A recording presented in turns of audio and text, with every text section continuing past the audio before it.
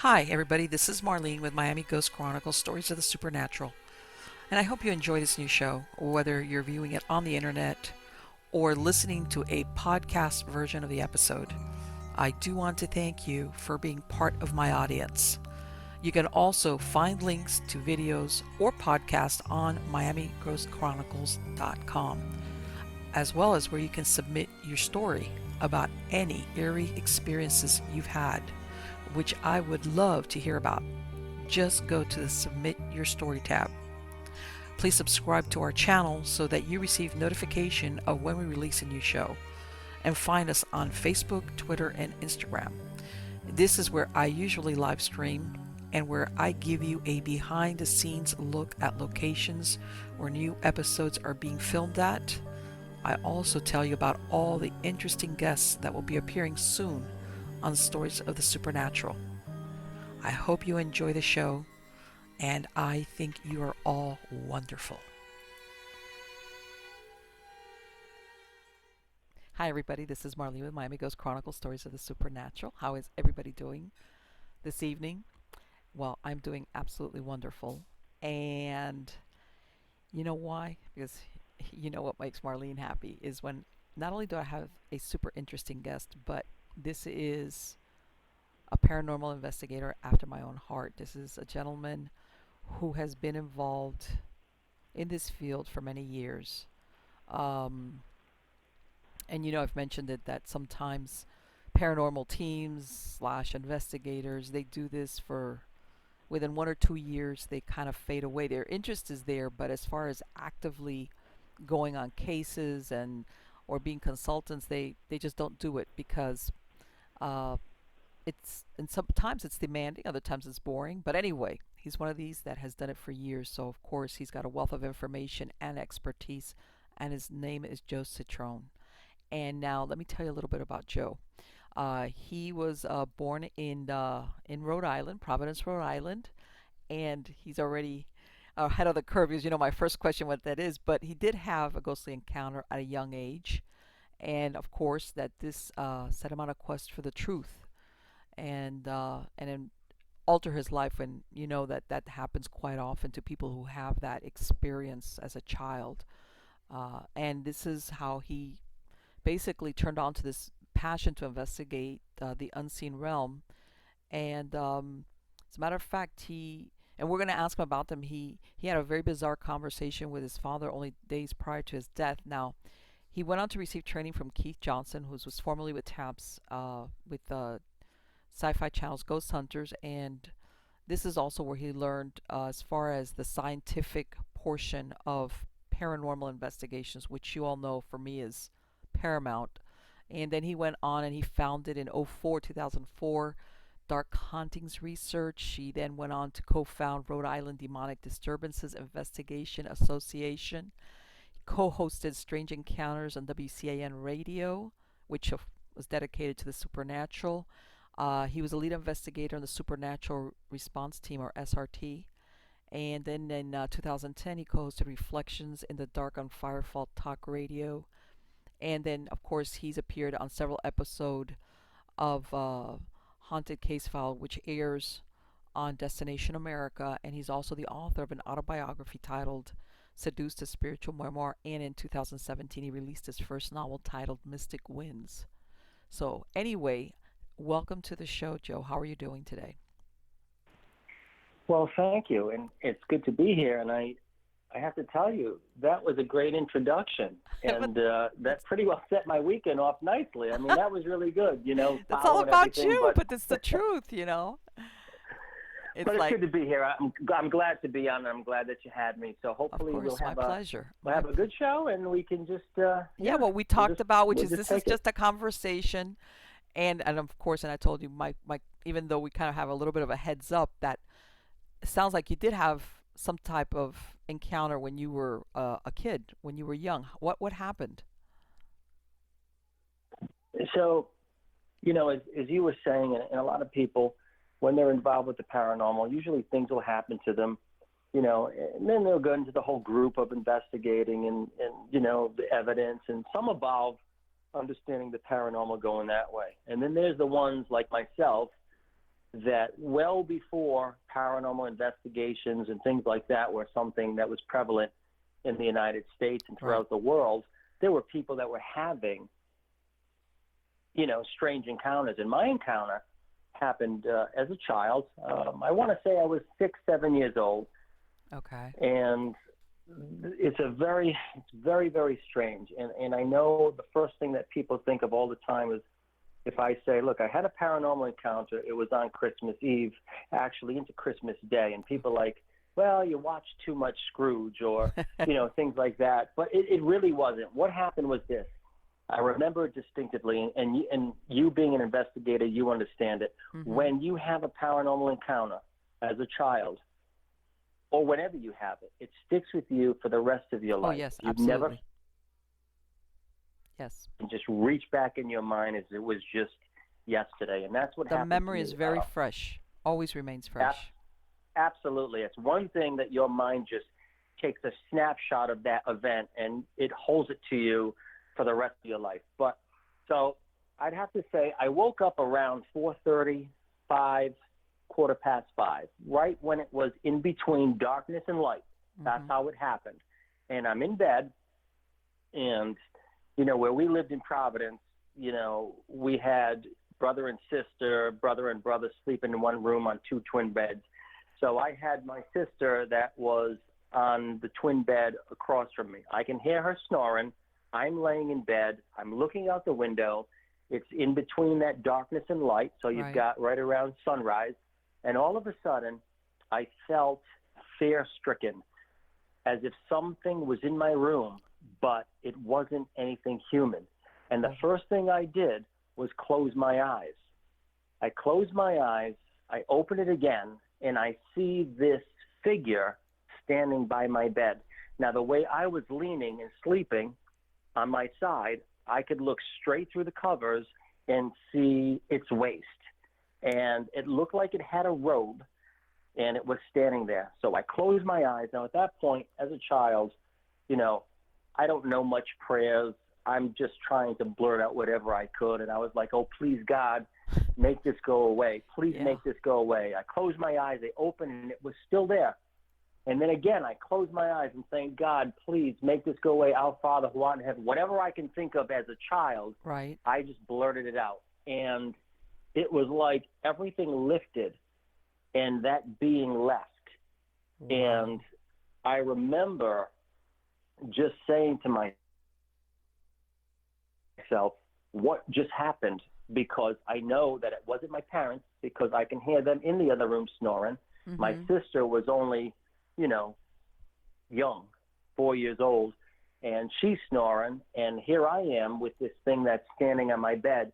And I don't know, and this is my question that I'll never know, because obviously had I had enough courage to open my eyes and look straight up at that being's face to know what or who it was, I wish I had, but then I was so frightened that I didn't. Joe, I doubt. I can't think of anybody who would have done that. Adult, and much less a kid. Absolutely. It was awful, and I have to tell you that.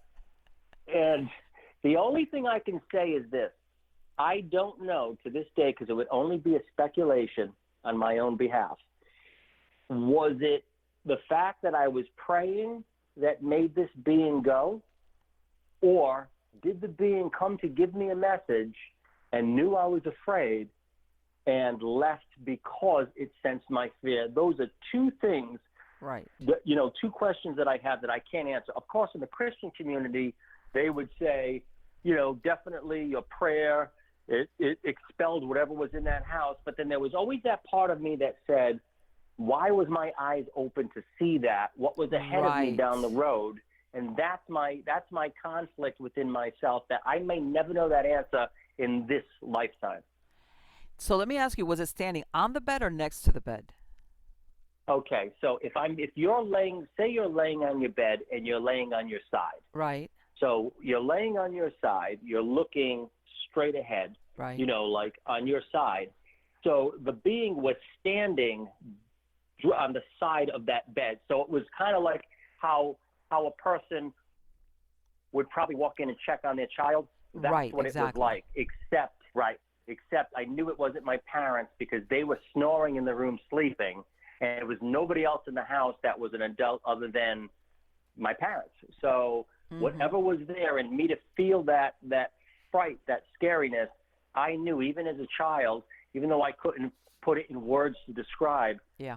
something intervened in this realm that shook me enough to say, whatever this is, I know enough not to look because I'm afraid.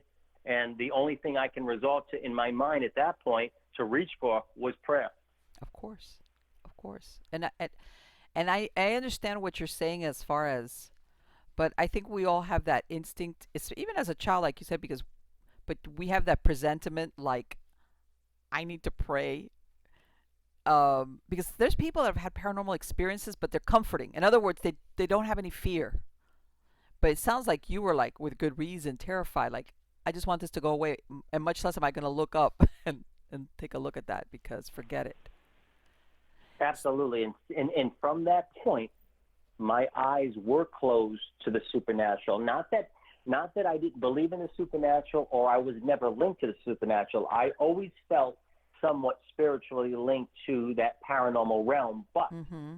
it wasn't until I was 24 years old where I was having a conversation with my parents about, we had a conversation about the supernatural. They were talking about the Bible, things like this. So you got to figure this is 19 years later. We're Right. having this conversation, and all of a sudden, this epiphany of that incident, when I was 6, popped into my head, and I'm like, oh yeah, that's right. So it was like my mind suppressed it all those years. Remembrance, what happened through my parents talking about it, and I'm like, oh my God, I can't believe that I shelved that fear in back of my head, so in back of my mind so much that I I just remembered it now that happened, and then it kind of sparked and ignited a whole nother thing. Like, wait a minute, we're talking about the supernatural, we're talking about that experience, we're talking about as I'm getting older and understanding and a little bit more wise to the supernatural, like maybe there was a pattern throughout those years, and it was like now that I'm ready to hear it and receive it Right. when I wasn't as a child. So it sounds like after that experience, nothing else happened there. You never saw that again. No, I never seen that again, but this is where it gets spooky.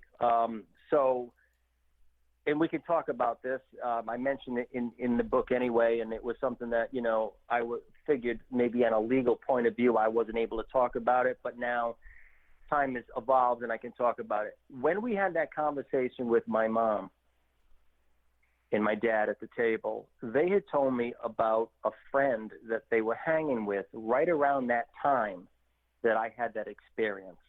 And the way my father described it, that this person was into the dark arts. They studied black magic. They did a lot of Ouija board and tarot cards. Now, I'm not saying, like Right.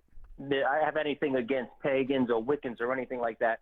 This person was into black magic is how Right. my father talked about it. And right around that time when I had that experience happen, they had told me that they broke their friendship with this person off because of some strange, bizarre events that happened, even including to the possibility of even my sister having some medical complications as she, when she was born as a result to linking to this person. Then it started to make sense Wow. that maybe being involved with her, my parents going to her house, things like that. I was exposed to her house, that there might have been something that was attached to her and to me. So Okay.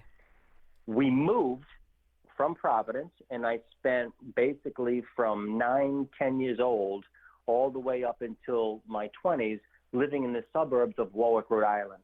And when we moved to that house, it was a brand new house that was built in the woods. They knocked down all that stuff. It was surrounded by old 1800 cemeteries. And the first paranormal experience that we had happened was when we first moved there. We're in the living room, and it's me and my mother, and I have a dog. was a boxer, and Okay. all of a sudden we heard footsteps, banging footsteps on our roof, as if something was running across the roof, Wow. and it would shake the chandelier. That's what was happening. The That's chandelier, strong. it was that strong. And my dog at the time looked up, started barking. You could see the hair in the back of her neck just kind of stand right up, and she's looking and she's growling. And my mother's looking at me, and she says, "Oh my God, what is that?" And I'm looking at her, and that same fear that I felt as a child with that experience was the same fear that I felt when this thing was running on the roof. Now it's a new development on our street.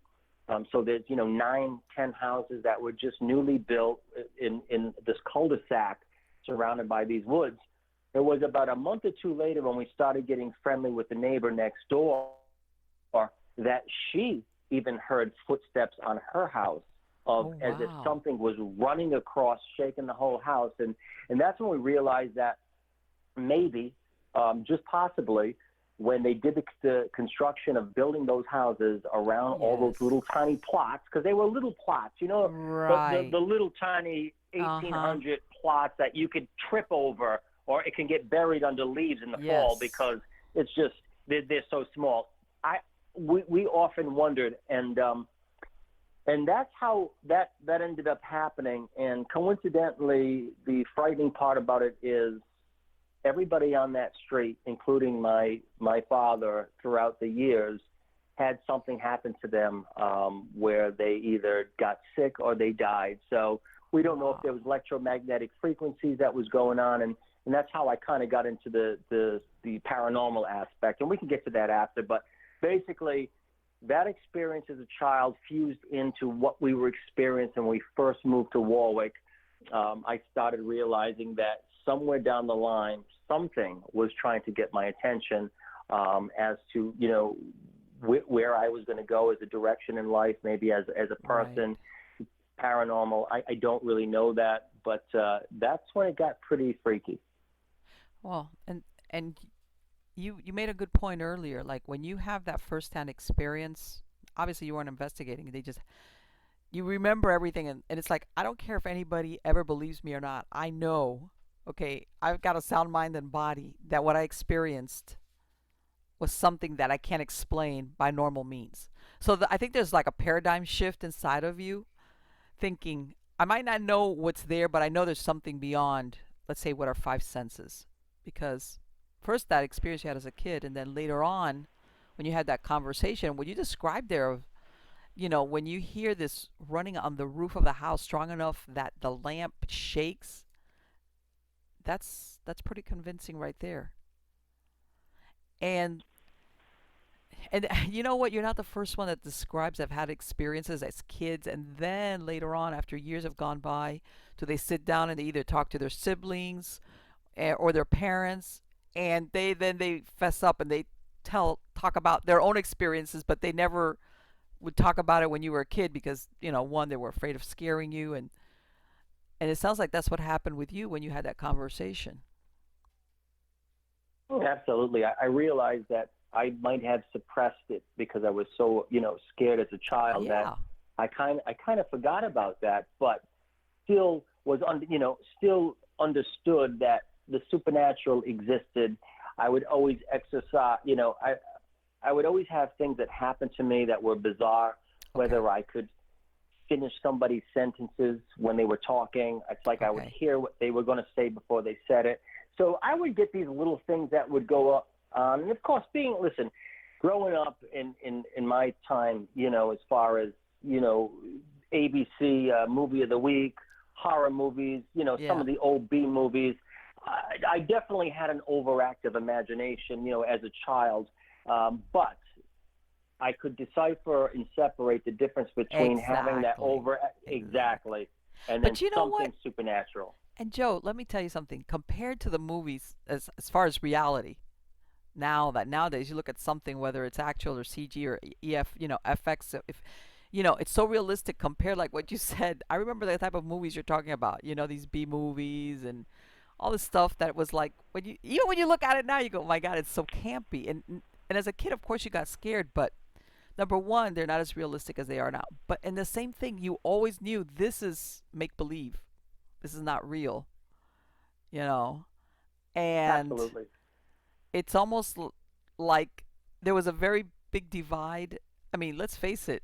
If you don't want, even if, let's say, you saw a scary movie, maybe you might be scared till the next day, but then it was over. You didn't walk around perpetually scared. I think the only movie that did that to me was when I saw The Exorcist, that I did it behind my I knew mother's you were going back. to say, listen, I knew you were going to say that because I was about to say the same thing. I said, I agree with you with everything you have to say, except there's one movie that Uh huh. scared the daylights out of me, and Yes. still, to this day, if I watch it and really focus on it, it'll still jar me Yes. on a few different scenes. And you know what? I tell everybody that, first of all, I went behind my mom's back because this is around the time that got all the publicity that people. So my mom had told me, you cannot go see that movie. My uncle, which is her much younger brother, and his wife were going. And I lied to my mom. I lied. I said I was going to go see The Day of the Dolphin because that's the kind of stupid thing you do. And I remember this was around the times, of course, that, you stood in line. There was a line to get the ticket and then a line that went around the theater to get in. So I remember they were Right. letting people out of the theater through a side door because that's how packed, you know, it got to go see this movie. And I remember we were standing there to get in, and they let out people out the side door, and I see a bunch of guys coming out laughing. I'm thinking, oh my God, this movie's not scary. Look, they're laughing. Yeah, that's when you realize that guys laugh sometimes when they're scared, especially amongst Absolutely. each other. And then, man, let me tell you something. What was it, like 20 minutes into that film? It was like, oh my God, that was a bad thing for me. I slept with my mom for, I think, for like 2 months. I wouldn't sleep in my room, and I was driving her Yeah, crazy. I was driving I her crazy. I have to agree with you. And for me, what ended up happening is I was so scared that my nerves in my bed, when I was so scared, my nerves actually made the bed shake. Not like the movie The Exorcist. Yeah, I But what know I'm what you're trying to saying. say is I remember all of a sudden just being so scared Uh huh. that I felt the vibration of my nerves, and I'm like, wow, why did I put myself through this, and how long Yes. is it going to take me to get over this traumatic experience? And it was, I'm telling you, I remember I made my uncle walk me to the door, and I was like, I slept with my mom, and I was like all over, and she was like, "What's wrong with you?"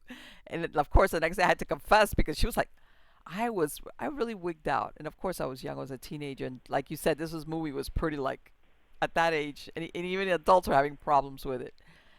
But yeah, Oh, that was, I guess, and then the watershed moment as far as horror films were concerned, when people like, in other words, it crossed the line between make believe fantasy in a movie and reality, where a lot of people were like, is that possible?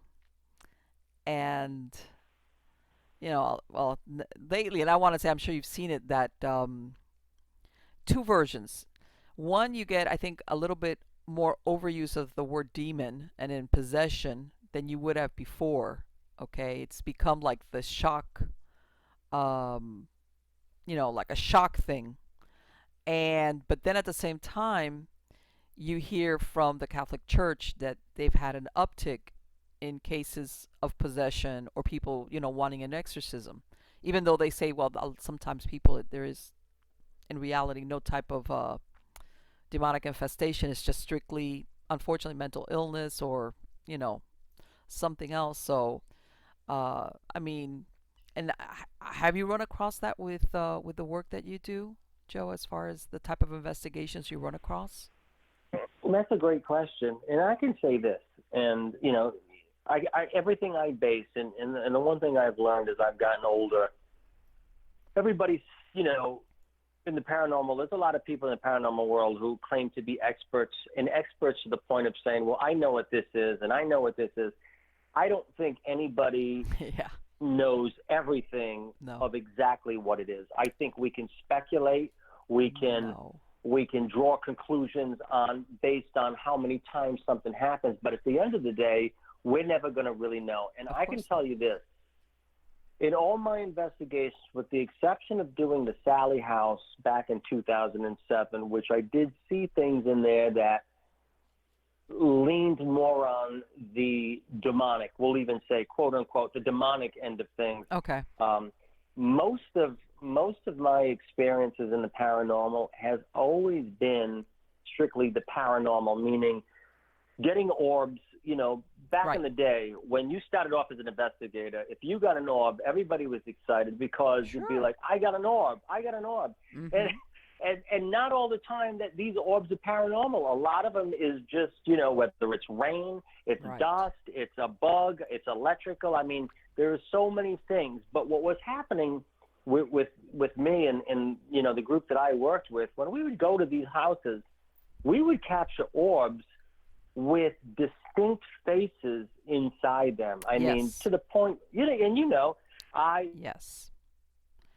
it's like, all right, listen, whether you're a skeptic, whatever your beliefs are, you can't debunk a picture that we just took that you're Exactly. looking at right now on that camera. There's a face in there. You can't justify where that's coming from. We know it's not coming from this realm. I've had more orbs with faces and in show displaying paranormal as far as a humanistic level of something that would appear more human. Mm-hmm. And then, and that's the great thing about the scientific stuff and Yes. why I'm glad that I was trained to understand how that all operates, was we were also getting these large orbs with animalistic faces. Yes. I don't want to say reptile type of faces, but in so many words, it is. I mean, we had one that we would call the gargoyle orb because this Wow. thing did not look human at all, and that's when I said to myself, okay, despite what my beliefs are or how people interpret religion and their belief and how they can kind of make things fit into their belief system, one thing I can't deny, if I was to step out of whatever my personal beliefs are, I can say, okay, I can give you two distinctive orbs. One that you could look at and say, that is definitely human. Right. And then I looked at another one that you can say that's definitely not human. If it's not human, then what is it? If it's not demonic, okay, I'm willing to listen to that, your theory on it. If it's not demonic, okay, that's fine. Then what is it? Is it an interdimensional being? Is it an ultra dimensional being? The point is, whatever that is not supposed to be on this plane of existence, number one. Exactly. And number two, most importantly, it doesn't look human. And I think that the thing also that people, like, what I was telling you, hey, about the D word, the demonic, that there's a host of what I consider non human entities that aren't necessarily or fall into the realm of demonic, as in what we typically think of as a demon. Okay. By this, Right. I don't mean that in some cases, depending on what your interaction is with them, that they're not dangerous, okay, or malevolent. But there's a whole host of other things out there, okay, that which sometimes can explain when you're capturing, um, some type of images that don't appear to be human, or in the case, as in a dead person. This is the spirit of a deceased human being, a discarnate, and what is it? So I think there's a lot, like you said, there's a lot of things. For all we know, there's a lot more that we don't. And you made a point by saying people that say, "Oh, I know this much. I'm an expert, or I know lots and lots about this." And it's like, in this field, that's one thing you learn. You're always the student because there's always a lot you Absolutely. don't know. Absolutely. And it's funny that you said that, because one of my thoughts is I gotten older and understood a little bit more. Once you get through the wow factor that you've got the scientific proof that these things exist, once Mm. you pass that wow factor, then you can kind of get your rhythm as to find out where do you excel as an investigator. Are Right. you the type of person that is going to be the one that sets up the equipment, is going to interview the family? I mean, Mm-hmm. every role as an investigator, no matter what you do, is a very important role, because you've Yes. got to know how to present yourself to a family.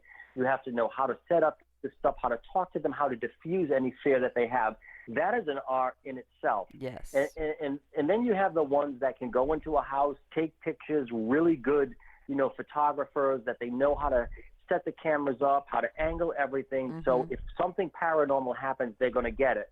And then there's the small percentage of people that can go in there and sometimes just the aura or the presence of that person, the essence, that energy that one particular or two investigators might have, can just walk in there and almost kind of ignite whatever paranormal is in there by just their energy and their presence. So everybody plays a big part into a true team. Or what a true team is all about is everybody's role is important, and you have to realize that even though you might not get something in as far as evidence wise, physically that you can see or audio that you can hear, you still on a good percentage has helped that person that you're doing. So if you ended up counseling them for whatever reason, Yes. if you ended up putting their mind to ease, Mhm. to be allowed into their home to say those things, sometimes is enough to help that person. So you can walk away with no physical evidence, but Oh made a yeah. big impact by doing your job. Exactly. And in some of my shows I've talked about it as far as, okay, from the angle, if you're a person that you're looking for, you've got something going on and you're thinking I need some help, I say first thing, look for a team that's been together for a bit, okay? As far as because of the experience, and I say, and when you speak to them over the phone, if you don't feel right about having them over, because basically you're opening the door to strangers to come into your home and maybe discuss things you haven't discussed with anybody. Right. In other words, don't do it unless you feel really comfortable or confident that these people that you're going to bring in are at least open or understand a little bit about what's going on. And I'm sure you've heard that sometimes some teams, because of lack of experience or overconfidence, they go into an investigation which has a legitimate supernatural occurrence and they make it worse because they don't recognize what it is that they're dealing with.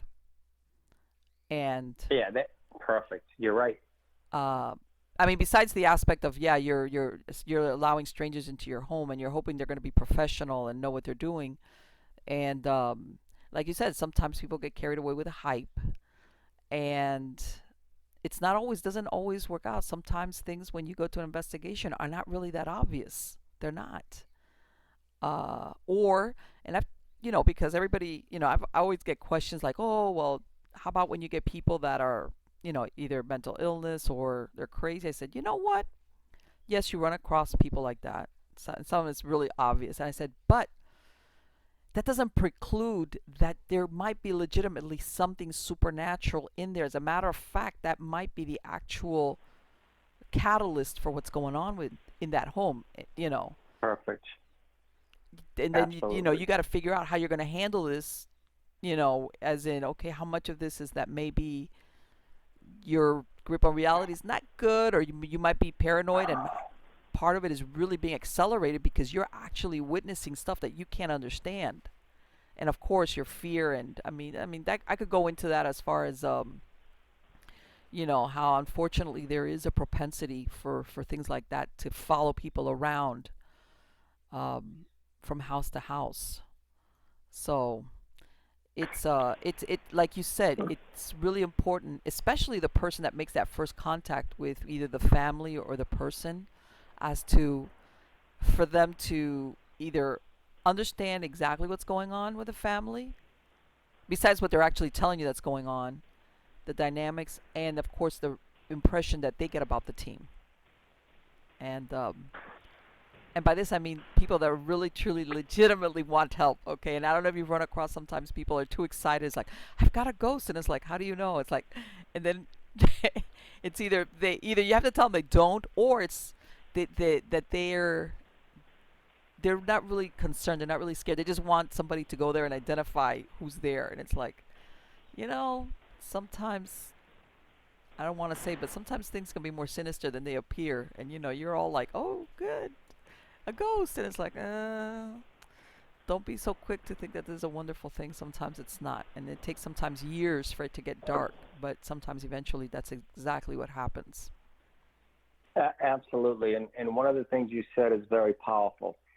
Not every house, and I probably have to say 85% of the cases that come in can probably be debunked before you even go there. So there's a small Yes. percentage that's truly might have true activity. And based on the questions that you ask a potential client on the phone and you do your screening, you can get a pretty good idea if you want to take the case or not.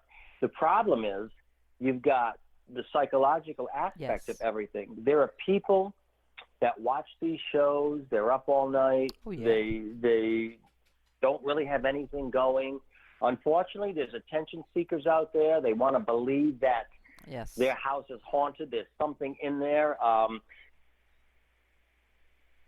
Radar of a victim, and they just want somebody to talk about, to Yeah. talk to. They want somebody to validate what's going on in their life, and we can build these thoughts in our head of what it could be, or I think my house is haunted. And a lot of times, what's haunted is Yeah. what's more haunted is what's in your mind and in yourself that has created this paranormal Exactly. disturbance or this haunting. And people don't understand that there's a psychological aspect to the paranormal that goes hand in hand. And when you said, okay, you might have somebody that's older, going through some psychological problems, maybe some disorders. They're on Hmm. medication. I mean, I've Yes. dealt with people that had bipolarism, Sure. things like that. It seems like, well, it's easy to say, well, this person is just seeing things. They're not totally mentally there. And then, and for a long time, I was buying into the fact that maybe this person is just on so much meds and this Right. is what they're seeing. And then it hit me. This is what did it for me. And my eyes changed. My eyes were opened and I viewed things differently. Think about this. The two most prevalent personality traits or people, Hmm. types of people that would experience paranormal would be an older person into the elderly years that are on medication, Yes. that are heading toward their older ages into death. And Hmm. then you've got the young children Yes. that are entering the world of birth and into life. And it seems like in the beginning of the birth and in the death, your eyes are open and seeing things a little Right. different. And then you've got the middle of the road people who are either, like you said, want to believe that their house is haunted, they want that attention, or they're doing something in their life that might have opened a door to Oh yeah. allow this to happen. Because the innocence of an elderly person and a young person is not going to voluntarily dabble into something Yeah. Of that is going to course. get them in trouble. It's the middle of the road people. It's the the Ouija board people, Yes. the ones that are inquisitive, the ones that get drunk one night and say, Yes. "Hey, let's try to conjure up this one." And I'm not saying it'll Of always course work, but not. there's a small percentage that it does, and that I think is how you can separate the three different types of of people and personality traits that might be the catalyst to bringing something in the house. So that's why I always ask, a big questionnaire of, do you do drugs? Yeah. Are you on any medication? Like, you got to really just come straight out, Oh because yeah, yeah, yeah. if You do, not, and it's like, you, be you honest know, with me. I'm not here to judge you, but you got to tell me the truth.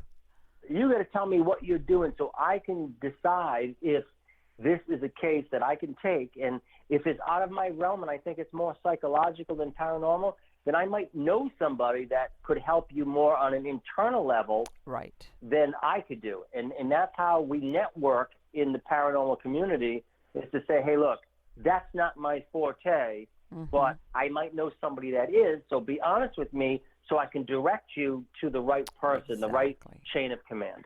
Exactly. And you know what? Sometimes, especially that question, obviously about, do you do drugs or do you take prescriptions or whatever? I don't know, personally for me, I mean, besides the obvious of like, hey, maybe you're taking medications that are having some type of side effect that's, you know, a lot, maybe they're giving you some type of, the side effect is anxiety for all you know. But in my experience also, if you're doing, I'm not talking here prescription drugs, I'm talking, like, drugs, it's like that opens you up also to a lot of problems in the metaphysical plane. Okay. Um, and I don't know if it's just because it pokes holes in your aura, uh, or it's maybe the person has some type of trauma in their background.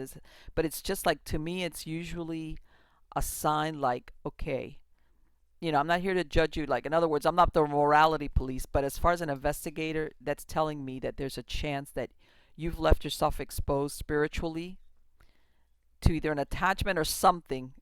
When you start telling me that you're doing drugs, and I've had people that have been very honest with me, um, that some of them have even had severe drug addictions, but there's still a part of them that understands that something's going on around them, that which turned out to be that legitimately it was supernatural. And of course, later on, when you do a lot more, in other words, when they know you better, you realize, yeah, there might be something going on here right now, but they kind of tell you that they've had experiences just about every place that they've been at, which then, you know, begs the question, okay, then maybe the problem, the haunted person, it's a haunted person, not a haunted house. I mean, but like you said, this all boils down to, as far as what constitutes being a true investigator. It's not just the gadgets and the things that they have now to try to capture evidence. There's a lot of behind the scenes stuff that you do as an investigator to understand better the people, the dynamics in the house, and ultimately whether there's a supernatural haunting or not. Maybe it's just residual, and who knows. But yeah, that's where you start off. Absolutely, that is the cornerstone of being a good investigator in this field. I agree, and you're right. I mean, there's so many different facets to determine whether you think a house is haunted or if somebody's experiencing things. And listen, I mean, some people have experimented with drugs. I know many years ago, as a young teen, I did the same thing. I've had my fair share of that. I'm not saying that just because somebody might have dabbled into Of things, course. then that means that they're going to bring the paranormal into their life. Mm-hmm. However, if somebody has a creative mind, if somebody is aware of a spiritual realm, and then they, like you said, about to poke in the holes, then they start dabbling to hallucinogenic drugs, things like Yes. that. You're opening certain doors, so your mind, your state of consciousness, actually opens up a portal in and of itself by using those drugs to activate that Yes. particular part of your brain that Yes. might open up that third eye, so to Exactly. speak. I've got a friend that's part of the SRT. Actually, he's the team leader in the SRT, and he'd always say that this paranormal investigations and people dabbling into it from, say, 2004, 2005 on, since the ghost hunters, Right. that they poke so many holes in the veil that the two worlds are almost basically overlapping one Yeah, another, I believe because it. it's so much that you don't have to look far to find the supernatural, because the supernatural is becoming more of the natural as a result to everybody's dabbling Exactly. to, listen, all these kids back in 2005 who watched the ghost hunters. I mean, the Yes. ghost hunters, Jason and Grant, and I know those guys because obviously I grew up in the same town as them. Mm-hmm. But here's the whole thing.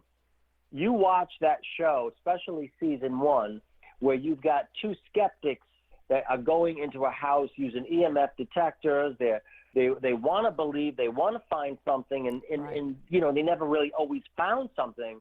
Right. People were saying, I want to go buy a camera and a tape recorder and a flashlight, and I want to do what they do. So they made ghost hunting seem like a Yes. hobby that anybody can do. Like a 12-year-old could say, hey, Exactly. let's go in this abandoned warehouse and take pictures. I'm a ghost hunter, and that's that I think is too much. But I will say this, because I know you're probably asking me this as we're getting probably close to the hour mark already. I No, can't don't believe worry it. about that. Don't worry about that. Okay.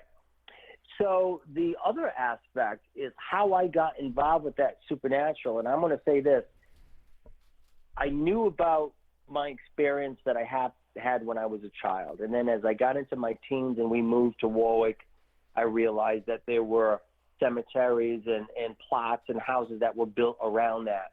Then we Okay. had the supernatural stuff of the walking on the roof and the banging and all these weird type of sounds. Um, I kind of fell into life's pattern, relationships, life goes on, work, children. I mean, you evolve as a person, and sometimes you can't totally devote all your time to the paranormal because you still got the normal that you've got to live, because you're not going to make money as a paranormal investigator. People aren't going to pay you thousands of dollars. It's not Right. like you see it on TV.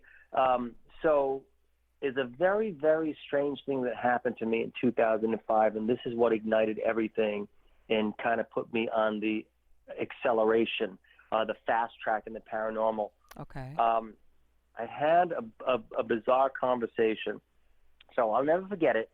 I want to say that it was July 10th.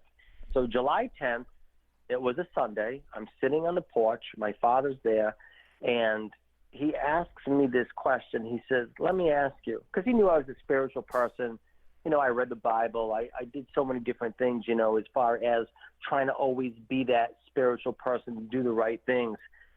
So he says, let me ask you this question. He says, where do you think we go when we die? And, it kind of took me back because we never really talked about death. Right. As far as that way. We talk about the Bible or we talk about ghosts and stuff like that, but we never really talked about death. And at that point in my life, I says, well, Dad, I mean, me personally, I like to believe that we go to a better place. I like to believe that there is something beyond this world. I mean, if you were to base it on the Bible, we do go to a place. And there is a place that's good according to the Bible, and there's a place that's not. And I remember telling him the story about the rich man and Lazarus. So just had that conversation. But and anyway, he's like, well, something, and this is what blew me away.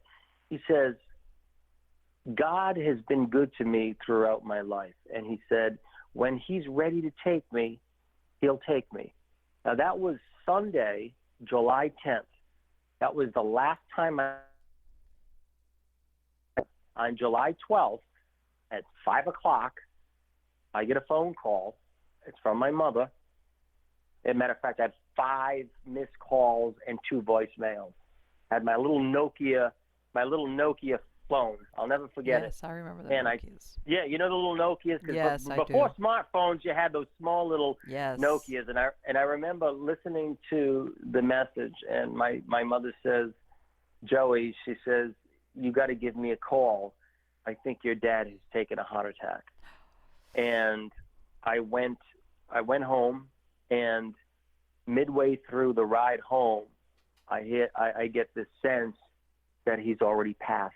Okay. And when I got there, he was already gone. Wow. The ambulance had taken him, and he had died. He had died of a heart attack during that day. And then it hit me that night, because at that point I'm in shock and Yes. I don't know how to take all this in. And then when I got to focus, I'm like, wow, we had a conversation 48 hours ago Yes. about death. And did he know Exactly. he was going to die?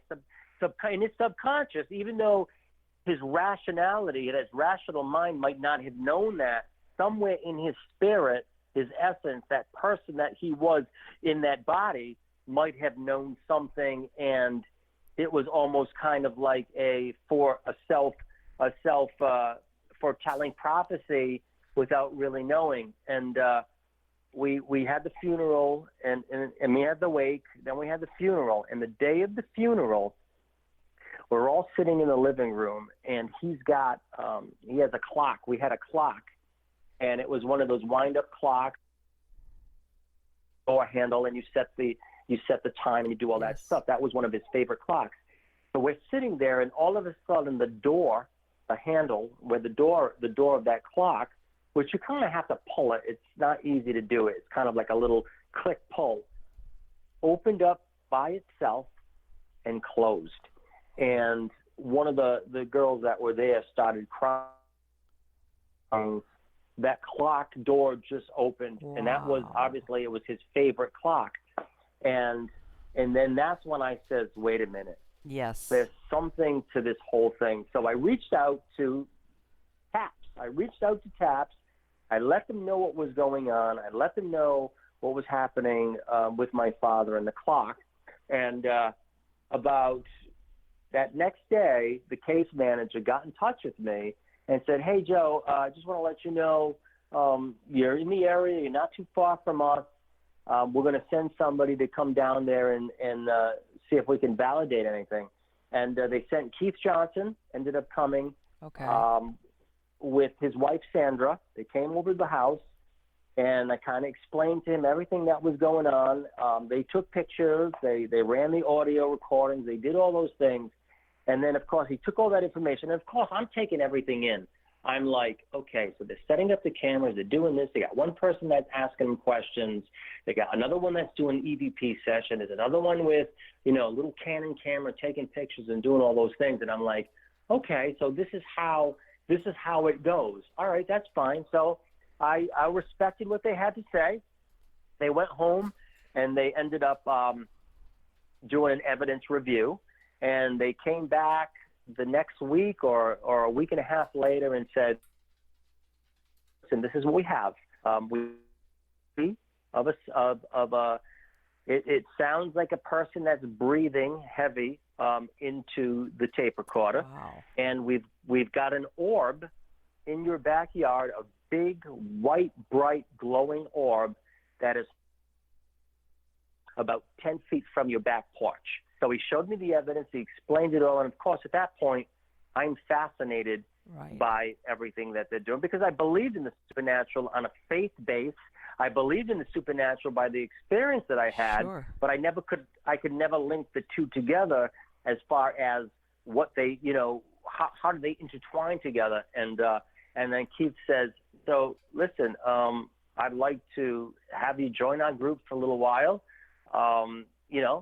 Just join the group, but, I'll show you some of the scientific stuff. I'll show you what EVPs are. I'll show you how to pretty well, do all those things. And that's what I did. And then one thing led to another, and I branched off on my own. And, of course, the rest was kind of like just trial and error and getting cases and bigger cases and smaller cases and in between stuff. And that's how I kind of got involved How you found with yourself into this. Yes. how I found myself to say, okay, wait a minute. I don't know if I believe in the religious aspect of everything 100%. Mm-hmm. I don't know if I believe in the secular of everything 100%, Exactly. but I do believe, based on the evidence that I have obtained, that something is definitely going on. Right. There's and, something there. There's something there, and me, the type of person that I am, I just had to know. I felt like Mulder on the X-Files. Yeah. I really did. I was like, I have to know about this, and I need to get the evidence. Even though I knew I believed everything. Exactly. And once I did, and my eyes were open, and I, fused everything together, I said, okay, so something? When a skeptic or somebody says to me that they don't believe in the paranormal or they don't believe in spirits, I can sit here and I can say, beyond a shadow of a doubt, I can say, well, you're entitled to your opinion, but unfortunately, you're wrong. Because I can show you and prove to you where it does exist, maybe not in the capacity of how TV or media presents it, but I can definitely present another realm beyond this realm that does exist. And one day, whether you believe it or not, when you cross over to that next dimension, that next realm, you will understand exactly this conversation we're having here. Exactly. And by the way, I have one of my beliefs that I think that some ghosts or discarnates that hang around for a while are those people that don't believe in the afterlife, and then they die, and then they're like, what is this? That's you great. It's like, wait, they still have their self awareness. They thought that when it was done, and it's like, now what do I do?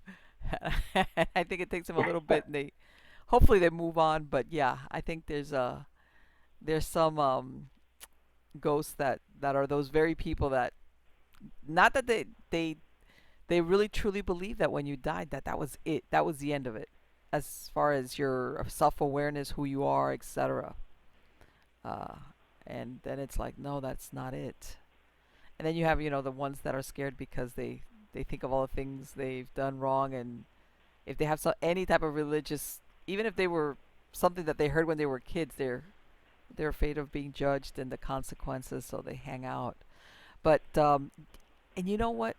The thing about this is that, and I tell everybody, like what you had those experiences, and then what happened with your dad. Come on, what's the coincidence? Within 48 hours, this happens to your father. You have a conversation that, like you said, was out of the norm.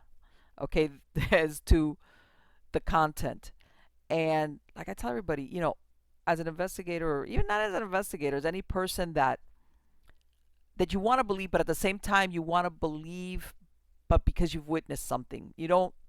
There's a part of you, like you said, the investigator part of you wants some type of proof.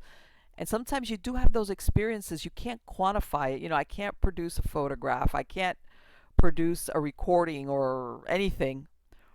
But you know that what you experienced or what you saw, whatever it was, is real and it's supernatural. And then that's all you need to go forward. And then, eventually in this field, you have other experiences that confirm it. But once you have that first one or two that you know definitely what it is, it's like, I know there's something there, like you said. I just don't know exactly where this leads or where this realm, one thing begins and the other one ends. So, which is part of what being an investigator is all about. As far as I mean, and I tell everybody, when you could, in this day and age, like you said, that people want to be the the paranormal investigator. Said, you could read a bunch of books, but nothing replaces field work. And by this, when I say field work, it's like you said, beginning whether it's with an interview on the phone to going out there. And sometimes things happen. Other times you fall asleep because there's nothing there, or your timing for the team is just not right, and nothing is captured. But I say, but from all those encounters, that field work, that's really where you learn all about this. And then every once in a while, you run across those scenarios where it's like very evident that there is something going there or going on there that is intelligent. And by this, I mean, but sometimes you have, and I don't know, I'm sure you run across it, Joe, where the family or the individuals is having experiences, but it's really residual. It's like maybe a smell or a certain sound that if you find out, you realize this is just a replay. There's nothing really here as far as an actual human spirit that's doing it. Absolutely, and I agree with you. I think, as you know, listen, there are various types of hauntings. There's, just like EVPs. I mean, there's active energy, there's past energy, which is Right. residual energy. There's, there are poltergeists, there are inhuman haunts. I mean, we've got a label for everything. But Mm-hmm. the truth of the matter is that you're right. There are things that are just smells, Right.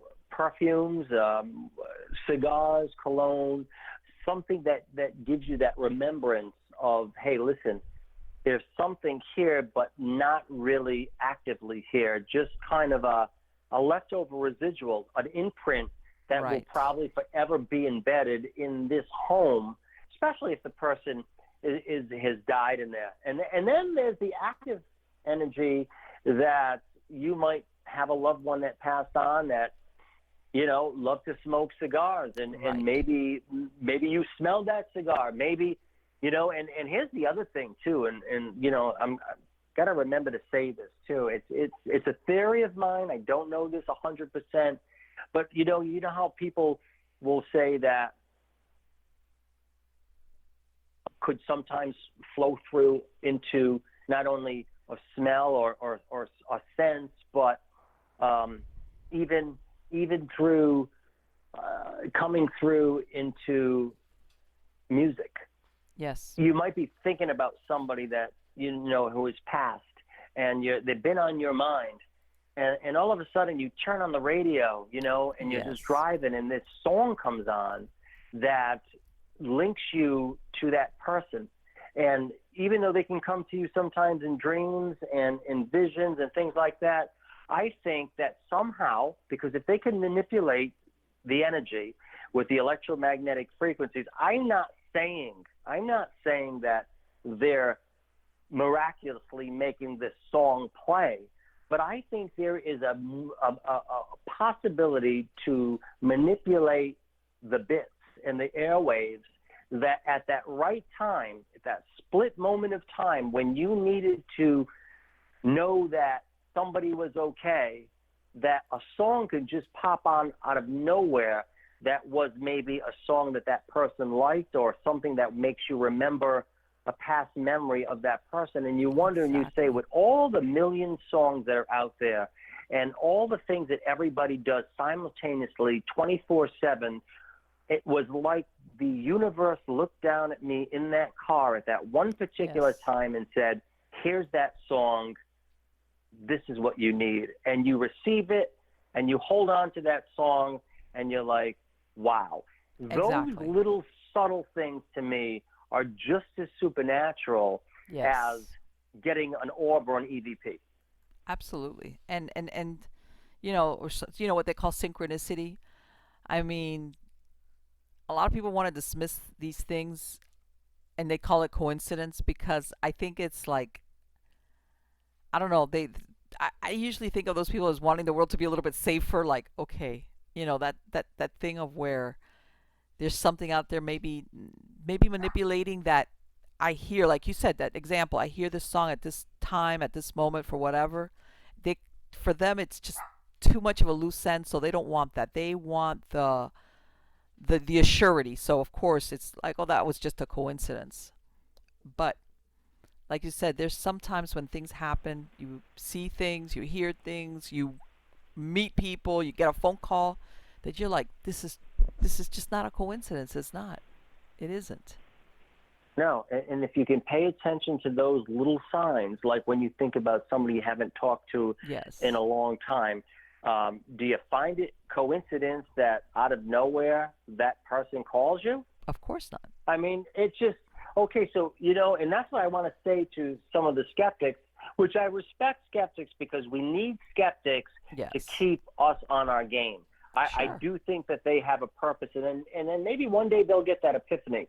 But it's really, it just comes down to saying to yourself, okay, if I can pay attention to the signs, every little sign, I can find the supernatural in the wind.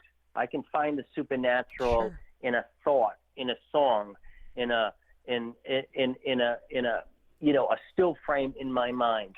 It doesn't have to be supernatural like how we see it in movies.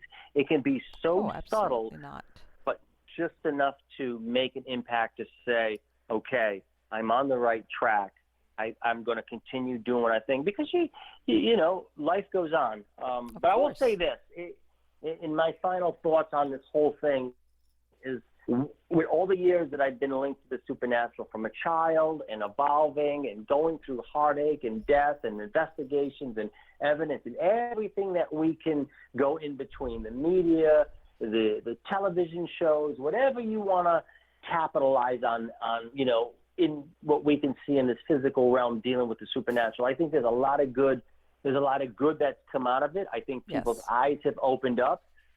So we can take good out of any bad situation.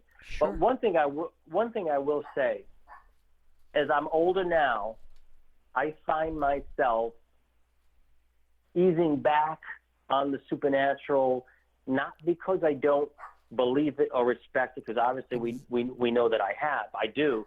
It's just that you knowing the supernatural, being linked to the supernatural, makes me appreciate my life now and those around me, and Yes. and those loved ones, and my transitions as I get older.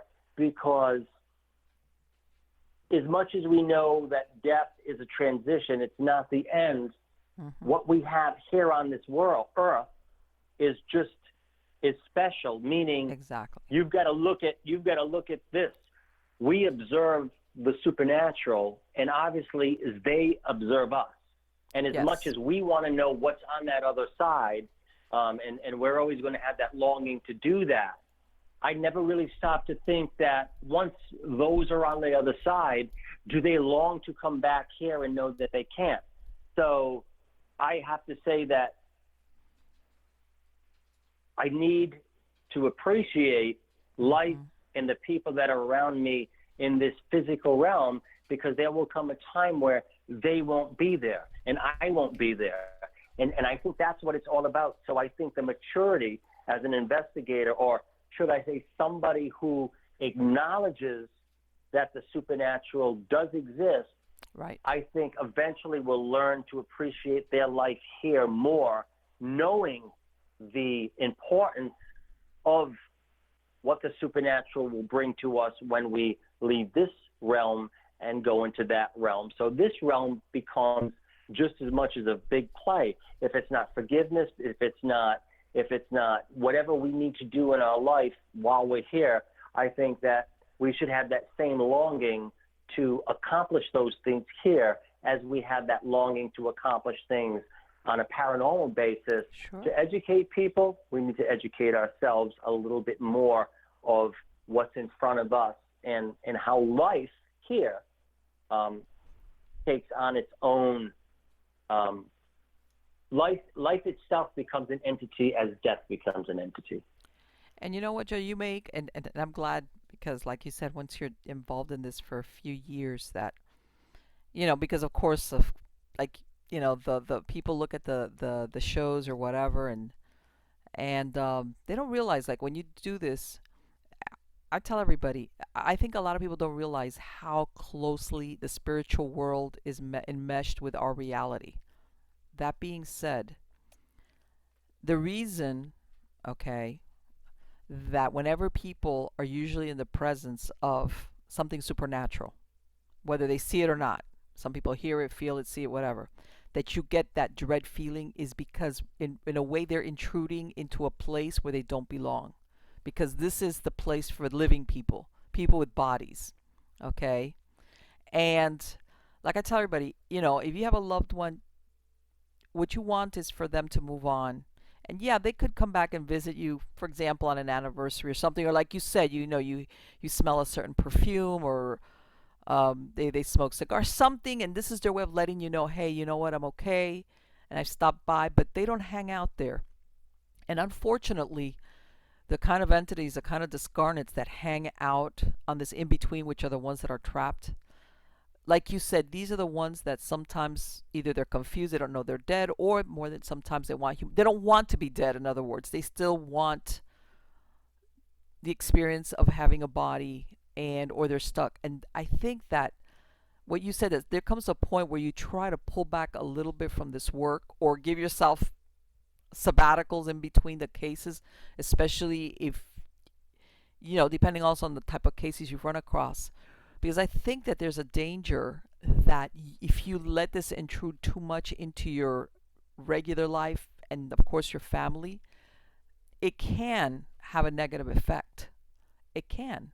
Because a lot of times, um, like I say, when you go out there and you're trying to communicate with discarnate beings, you're gonna have a you're gonna have a lot of them come in, and not all of them are nice. Or, I mean, it's incredible what you could pull in, even with protection prayers. And a lot of them sometimes are just desperate to communicate, or they're just anybody that's out there. They're just gonna zoom in on you, and I think that people don't realize that. That's why we get that funky feeling that we have when we're around something the supernatural, and that's, I think, our own human instinct. Like, I'm in the presence of something that's really not supposed to be here now.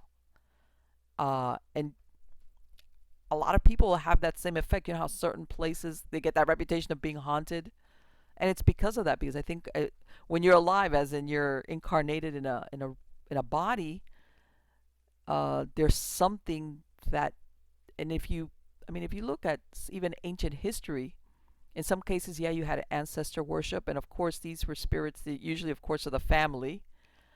But in some cultures, you weren't even allowed to talk about a deceased person or mention their name for fear of that you were going to bind them or bring them back into the realm of the living.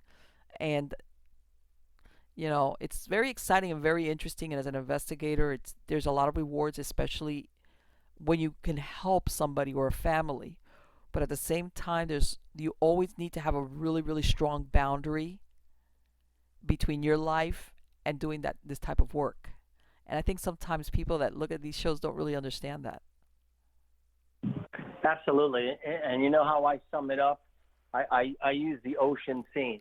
Okay. I take the paranormal world and I look at it as an ocean. So when you're at the beach, most people will stay between a foot to about 4 feet of water. Some go 5, 6, 7 feet out, but they don't go too deep. Now, Right. what is in that 5 to 6 feet of water? Sure, because you have a shark there once in a while. If you're in Florida, yes, that's definitely something. But the truth is, you pretty well know it'll be there. You've got crabs, Right. you've got smaller fish, you have things like that. Then you start to go a little further out, and then you've got, obviously, we don't do that as swimmers, but if you were to go 20, 30, 40 feet out there, then you're subject to whatever Yes. the larger fish are. Ooh. And then you can go really deep, way out there, 1,000 feet down, and you can see things that you never knew existed. Right. I think the paranormal is just like that. I think that as a regular investigator, they scratch the surface of the smaller fish. They'll get the Right. little orbs. They'll get the little residuals. They'll get the little spiritual feel-goods and the goosebumps and all the Yeah. little things in the hair and the back of your neck. But very few dive deep. And when you do go deep and you come face to face with a predator, you're not going to be that type of person that is going to continue to want to do it. You will remember that. Yes. You will have a fear and respect to a certain extent for Yes. something like that. And you'll probably not go too deep knowing the consequences if you take everything lightly. So I take the supernatural like an ocean. You could love it, you But can just respect respect it, and you can fear it. And I think you've got to keep that balance as an investigator. Yes. And something that you said earlier about that people get caught in it because they want, like I said, this is called fear of the ordinary. I'm more scared of being ordinary than I am of the ghosts. And that's where people get themselves into really bad predicaments when it comes to the supernatural. Absolutely. And it's really important that and I'm sure you've run across the case, and by this I mean not that you move someplace and you realize, God, something's going on or whatever. I go, if you, like you said, once you go, like, when you're going through the shore, the drop off point where all of a sudden the color of the water turns dark Right. and you don't know what's there, you know, if you ever find yourself coming across some type of entity of this nature, you can consider yourself lucky if you're allowed to back out and say, let's pretend we never met. Okay? Because like I tell people, sometimes these type of entities, they're not like human beings. They have no moral compass. You can't negotiate with them. They don't, or so. And I think sometimes people, in their desire not to be ordinary, they unfortunately come across these things, and I don't think they realize just how it can unravel your life by slow degrees. And like I tell everybody, and then when you come back to the point of origin of when did this thing start going downhill for you in your life, and they'll say, yeah, 5 years ago, like you said, this happened, or I did this, or I was here, and whatever, whatever. And I think that if, and I guess my point is, it's not quite as dramatic as Hollywood wants to paint it, but it can be a real, it can have very dire consequences for you in your personal life and in your families. And so it's like a cautionary tale. Some people are going, "Ah, you guys, you're just trying to scare all these new paranormal investigators." And I'm like, "No, nobody's saying stop. It's just be careful. There's a difference." Absolutely, absolutely. Anything you do, you've got to stop. You have to think and listen, and you've got to always use precaution. You use it when you're driving, whether you're in a car or a motorcycle or a plane. I mean, you're aware of anything that can happen at any time. I mean, the chances of things happening could be slim to none, but you always have to know that there is a good percentage or a small percentage that things do go wrong. And if they do go wrong, are you trained enough to understand what to do in the case that they do? See, most people who investigate never really going to get the repercussion like we see in the movies. Yeah. A spirit is not going to just fling somebody across the room and Yeah. knock them into the wall, and you're going to say, okay, I'm done. I think that there's a part of you that knows it exists, but there's a part of you that has no fear because the chances of something making contact physically with you are slim to none, although it does happen, and there are those cases. Sometimes you need a reality check. I think depending on the type of person you are, Right. I think a reality check is good to have happen Sure. to you because it keeps you on your toes. And then you got the ones who have been in the business for a while. They understand, and they don't take anything for granted. And they're like, okay, everything you've got to tread with caution, but you can't go into it believing that everybody who says their house is haunted, that it's haunted. So you still got to have a level of skepticism, a level of professionalism, but you also got to have a rational mind to know how to deal with something in the event that something supernatural happens. And what if things start flying around? Exactly. What if something bad happens? Do you know what to do when it does happen? Are you going to run out of the house? Are you going to Let me ask something, Joe. Have you ever had, and I'll tell you why. Have you ever had that experience where you've gone into a case and when somewhere along the line that you said, I need to back out, or I need to back out the team, or I need to reconnoiter, or this is you know this is about, like, in other words, I'm out of my depth here. Have you ever run across a case like that? Well, cases that we've taken, obviously, I've known what to go into as far as what to expect. Yes, as far as anything evil happening or something bad happening, or I thought that I was out of my realm, I would say that happened to me once. Well, a couple of times, but one profound was when I was in the Sally house and I witnessed somebody getting attacked in front of me, where scratch marks were appearing on their body. And of course, you're sitting there, you're baffled, you're shocked, you can't believe it's happening. Right. You've got so many emotions going on, and then you had that level of fear. And the only thing that I can do, just like I did as a child who didn't know really what to do other than pray, is I stopped, I thought, and I said, listen, I am going to pray. I am going to cleanse my surroundings. I am going to pray in the faith that I believe. And then I'm going to get out of this house and say, okay, listen, this is, I'm not going to sit there and pretend that I'm doing something or I'm somebody that I'm not. I was rational enough to know that, say, hey, look, I'm out of my element right here. I've got to pull back. I've got to get a train of thought, and I've got to try to approach the situation a little bit differently. Because as a fighter, as a boxer, you're not going to go haul off in the first 2 rounds and throw in all your punches, and then you're going to just get nailed because you're exhausted yourself.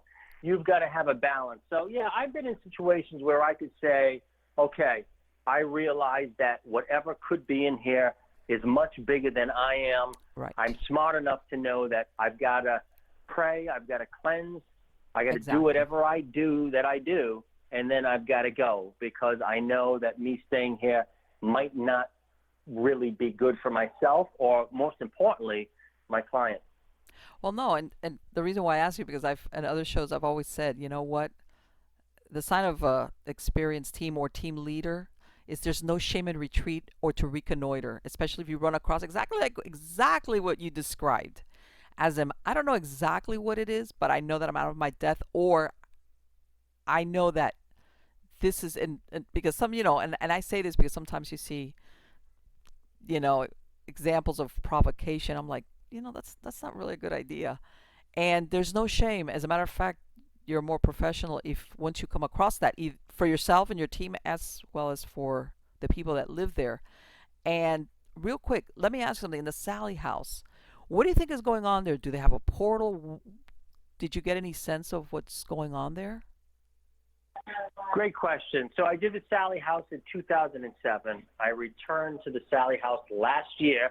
It was last August, actually, that we did a nursery in the town of Atchison, interviewing people.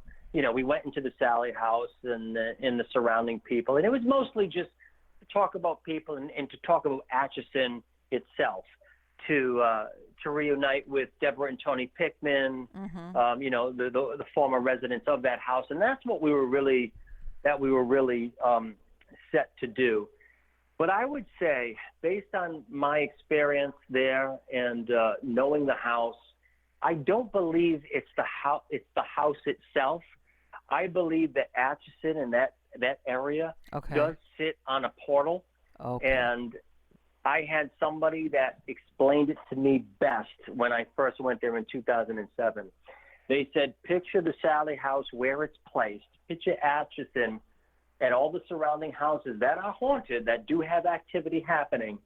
Picture it as a bus stop, a supernatural bus stop, that these spirits can come in, they go out, they go in, they go out.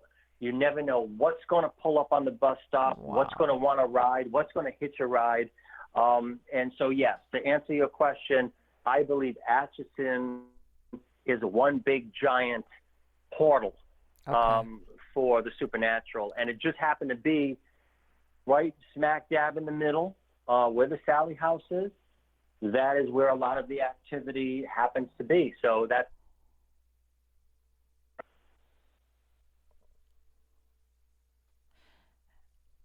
And Joe, let me ask you: did any of the prior occupants before the Pickmans, did they ever have any experiences? Did they ever find out, or were they the first ones? it. There were some allegations that things happened, but nothing anywhere remotely close to when Deborah and Tony moved in there, which I believe it was between 1992, 93, 94. It was somewhere around there. I can't really remember when it was. That's when it really became the Sally House and the supposed little girl named Sally and all those things. And as time went on, people were debating: is it a little girl? Is it a ghost? Is it demonic? Is it this? Is it that? And the conclusion that was always drawn with even the Pickmans was that what they thought might have been a little ghost, a little girl or a ghost, they believe it was malevolent in nature. And one of the fascinating yet scary things about the Sally House at the time when it was at its most active, that the spirit or the main spirit or the, we'll say, evil spirit that occupied that house, what was amazing about that, and intriguing, fascinating, scary all at the same time, is every person saw that spirit differently. If you wanted to believe that this is what it was, it would conform to that person. Yes. If you believe that, you know what I'm saying? So it was almost like a chameleon, that whatever you thought it was, it would be, until eventually, depending how long you stayed in there, it would rear its ugly head and show that it's beyond that. And that's what made the house very dangerous, because you could and feel really good and say, I feel nothing but peace in this house. I think there's spirits that are trapped in here, and I don't see them as being negative. And that might be true, because there are times where it can feel that peaceful in that house, and then in a split second can turn into a very cold, dark, scary house with a spirit that obviously is Tony is definitely well aware of and experienced. Could definitely attack you, scratch you, cut you, and even in one of the cases with him in the beginning, he even had burn marks Wow. on him. So a bus stop of many different spirits. It's just a matter of what big one decides that they want to stop in there, and that was the Sally House in a nutshell. But now it's become a tourist trap. The Sally House is one of those things where you can rent it out and pay so much money to go investigate it, and it became an incubator, a test tube, a testing ground for investigators to go in there and get their evidence. And the potency of what that was at a time in life, 10, 15 years ago, is not that same now, because I believe the spirits have moved on to other parts of Atchison, other parts of Kansas, where now the Sally House is not the main focus anymore. I believe it. I believe it. And based on what you described, something like that mimics or kind of seduces you in a way, like brings down your, depending on what your expectations are, what makes you feel comfortable. It sounds definitely it's a non-human entity that what's there or was there, whatever the case might be, which is, you know, yeah, and sometimes those things and I know that in some cases things like that go dormant for a while and then they come back up. And that's why I had asked you if prior to the Pickmans being there, if anybody had had any experiences like them, because I mean, and I'm sure you've heard of it. Some people move into some houses have horrible experiences, and other people have none at all, or very like, oh, it was nothing, very minimal, and you try to understand why, but that's just the way it is. But anyway, Joe, I wanted to thank you so much for spending this time tonight. It has been absolutely wonderful to talk to you. I think that, like I said, I always love to speak to somebody who's been doing this for years, because you have the experiences not only personally for your own personal life, but the story that you just gave about your experience in the Sally House. Um, that and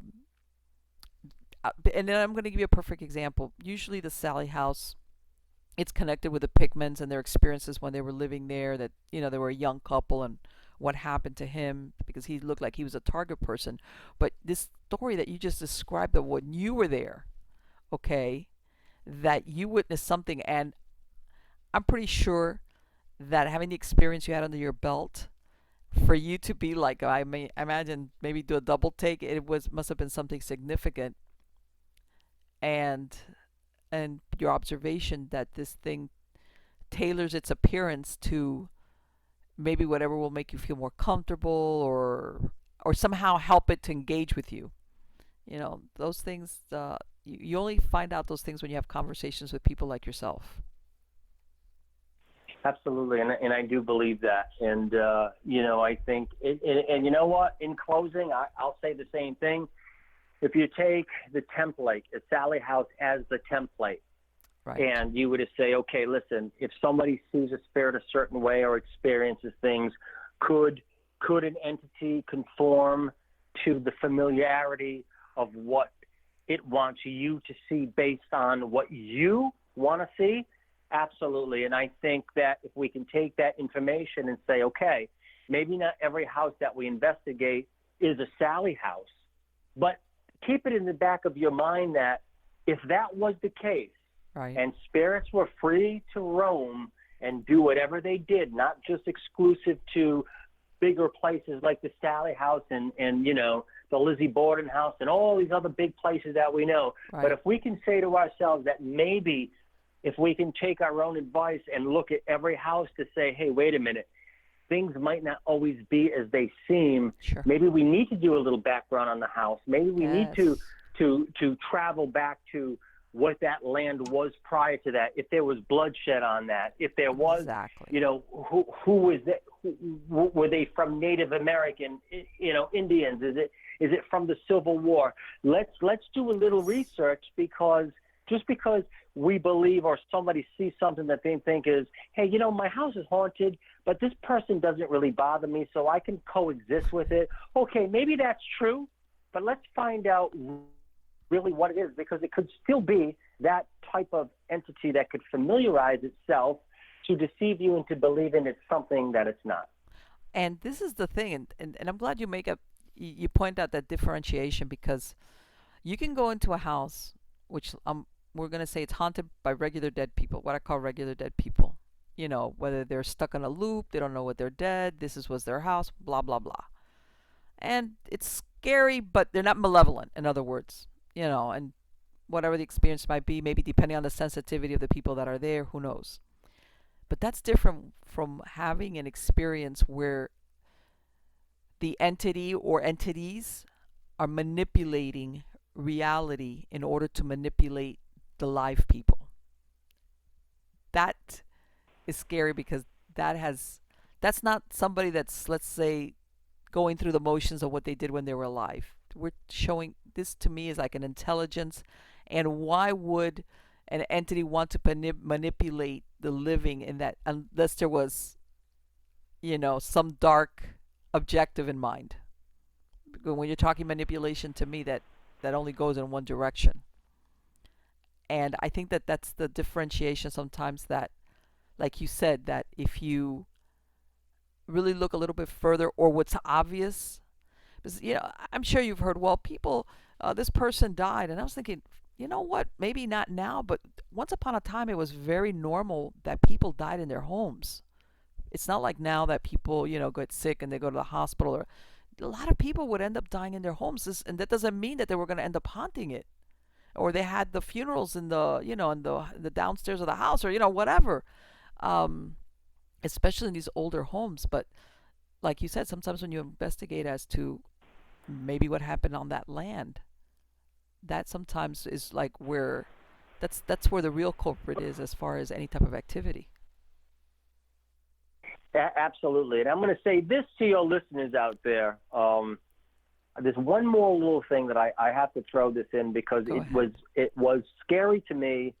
It makes me stop and think. And this is what I would say to them out there, is that I understand that believe in the demonic realm and in the religion aspect, and there's so many different beliefs that we're not supposed to fear death. And I do believe that. I don't believe that we should fear death. I believe Right. that the essence of who we are as people, our soul, our spirit, our energy, is pretty well already recognized in that realm. That's why we have certain auras that we could look at somebody and feel drawn to them and connect with them. And there's Right. other people that we could look at and say, I don't know what it is about that person, but they just rub me the wrong way. Sure. I believe that supernatural realm can detect those things like we can detect those things. But the quick little story that I have to say is this: I've often wondered, when dealing with dark entities and what people see.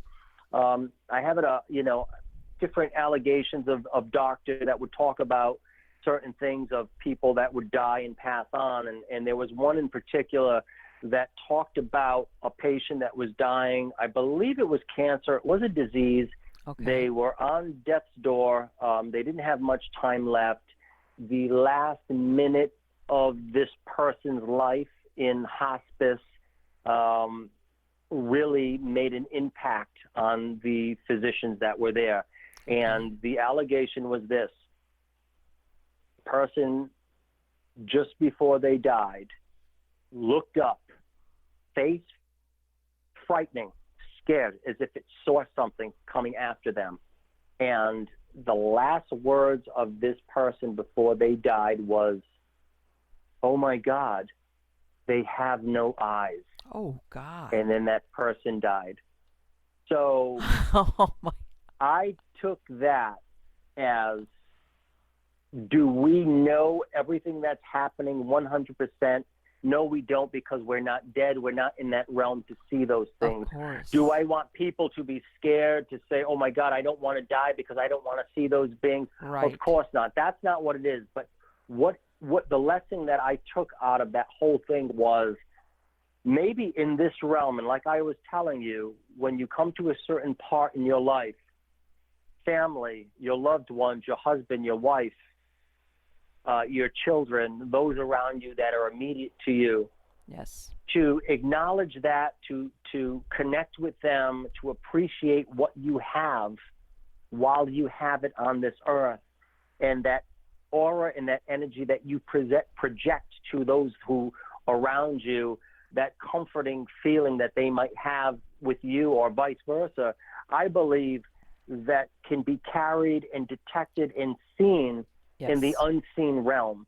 And I Yes. think that's what differentiates how we're embraced at the moment of death and who embraces us. Of course. Of course. We need, like I tell everybody, you're living and you need your anchors in this life, and usually your anchors are other human beings. Okay?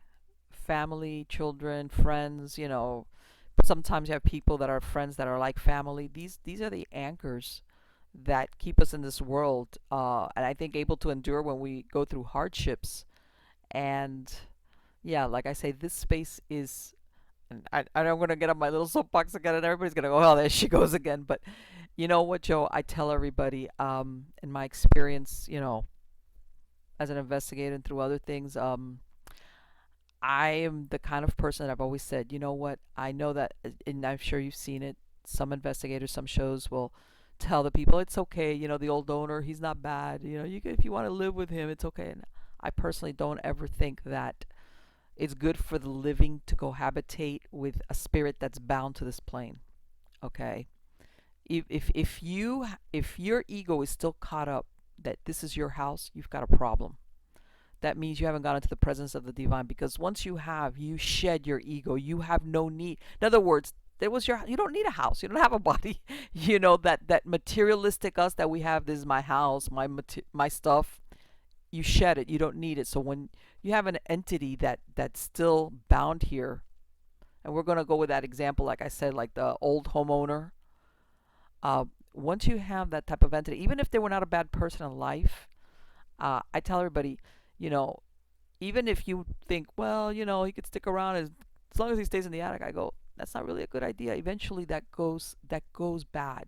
Maybe soon, maybe 10 years later. And I said, if I were you, then I've given this advice more than once. You need to urge this person to move on, or ask for somebody to come get them. Stop with putting out the welcome mat. And you got to tell them, by the way, this is my house. You're dead, okay, and you need to go into the right place. It's gonna be okay. And you got to say that a few times. And I say eventually at some point they will move on, or somebody will come for them. But I've never been in the school of thought of, if you've got an earthbound spirit cohabitating with in the same space as humans. I've seen it so many times. Somewhere along the line, it just does not work out. And I tell them it's different when it's a family member, somebody that's, for lack of a better word, has gone into the presence of the divine. They understand and they come back and visit, and let's say it's family, check you out, but that's it. They're not bound. They're going to let you do what you need to do as a living person and work it out. But they're not bound. They could come and visit, but they're gone. They have their ego that we have while we're here. They don't have that anymore. And because I tell them, I think what happens to all human beings when they're bound in a place, they get very frustrated, and then you start getting what happens to most human beings, even the nicest people. They become jealous. It brings out the worst characteristics in a person, and I think that that's what happens a lot of times with these hauntings. That maybe initially were kind of like, for lack of a better word, like innocent, and then as time goes by, they become darker. And I think it's because of that. When you have a human soul that's out of the presence of the divine, bound on this plane, wanting to be alive but doesn't have a body, eventually that's, I think, when then things ramp up and they start having darker experiences. Especially if they stayed in the same place for a number of years. And I don't know if you've run across that. And I know, like I said, a lot of investigators don't agree with me on that. Yeah, no, no, I totally agree on with you on that, and I think that is ultimately the best advice. You know, what I would say, like what we've talked about throughout this whole show, which we've talked about so many different things. I guess the best advice is that I think it's not to take everything for granted. Yes. And sometimes it's not black and white. There are some little finalities or intricate things in between that does need to be taken into account for, because it's a combination of a bunch of things that makes an investigator excel at Sure. what they're doing and helping people and how they go about it. And if it's out of their realm, they definitely should hand it off to other people. That's why I said the Yes. most biggest thing is when investigators come in, you have somebody that operates the cameras, you got somebody that takes the pictures, you got somebody that does the screening and talks to people, and then you got somebody that does that spiritual walkthrough. Because some Yes. people are humanistically a good EMF detector, Yes. because they can sense those things. And Yes. everybody plays a vital role. You can't have a tennis player playing football and a football playing basketball. It's just everybody's got to know their role and what they do good and you know, and what they excel at. And that, you know, globally makes everybody as a team become one where nobody's stealing the spotlight from another investigator. Everybody's playing a big key because not Right. everybody's a photographer. Not everybody's good at tearing EVPs, pulling out EVPs, cleaning up EVPs. So Yes. it's so many of those things. But you know, anyway, I do have to tell you this. It's been fun. I am Yes. very happy that I've done this show Thank you because so much. it's been a while that I can sit and talk to, you know, your audience and you about investigating and the psychological aspects of it, and all the little things that really go into investigating, other than just telling a good scary story Right. or The reality of it. talking about those things, right? Because the reality shows will make everything dramatically powerful for 15 minutes Yes. and know just when to go to a commercial break and you know and The leave and cliffhanger. leave you on your seat. But it's the little it's the other stuff that is behind the scenes things that, in my opinion, you know, make an investigator. So I definitely would come onto your show again, Oh, and maybe we can absolutely, talk about absolutely. And other before I things forget, and all that Joe, good stuff. your Yep, your website address is joecetrone.net, right? that's correct. So you can go to www.joecetrone.net.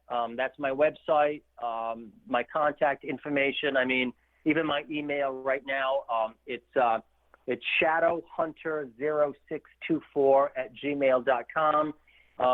The link in my website will obviously take you to that, but if you Okay. need to email me out there, guys, any questions that you have, I always try to respond and answer questions and do all those things and just kind of interact with people out there, because hey, look, we're all working together to Sure. help each other and to learn and grow. So it's always a pleasure to be able to talk to people on a daily basis, no matter what they are. We don't always have to be doing a show or Of course. writing a book or doing a book signing. It really is also about just connecting with people and trying to help them find solutions to what might be happening in their house. And Yes. that's where I am trying to, as I want to make my resolution for 2019, what I'd like to do is to be more available to help people and answer people's questions Yes. and be there for them on a different aspect than always being the one that goes out there and does the investigation. It's nice Right. to just kind of sit back and be able to consult and help people. So Absolutely. that's And what I'm make them hoping that I'll be able to do for 2019. absolutely. There's sometimes a lot of people that feel isolated, and when they have somebody that tells them, you know what, I understand, or I've heard of that, or you're not alone, or whatever, that sometimes is a really, really big weight off the shoulder of somebody that really doesn't understand what's going on. Absolutely. Again, Joe, thank you so much. It has been absolutely wonderful, and I wish you the best of luck. And I do want you to come back. Before I forget, I know you brought out a book now in 2017, which is a fiction. Are you planning anything else, whether it's fiction or nonfiction, for the future? Okay, great question. So I'll answer this really quick because I do want to say this. I'm glad you said that. So Okay. I wrote Seduced, a few years back, and then I kind of revamped it and made it into a spiritual memoir. And Okay. my wife to be, Cheryl, she actually said to me, "Hey, you know what?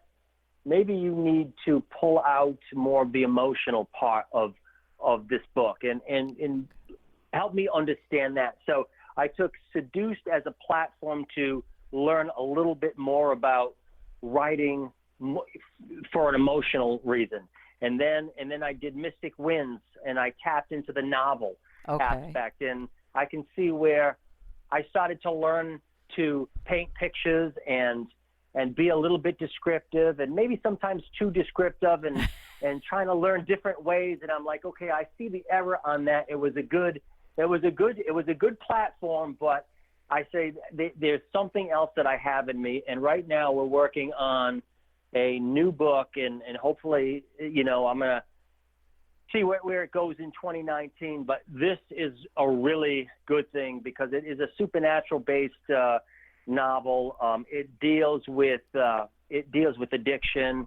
It deals with consequences. It deals with a few different little things, and I've spent these past few months really trying to outline it and give good characters and powerful dialogue and doing all those things.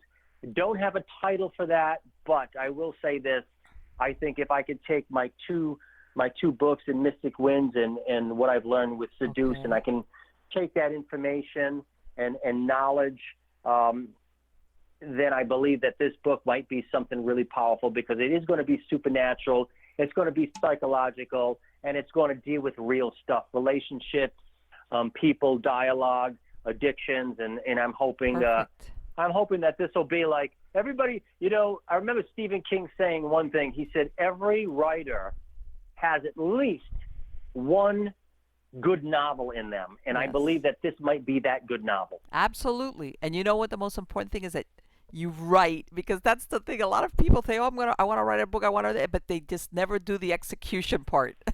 That's as far That's as they right. go. It's easier to say I want to write a book, Oh, but sure.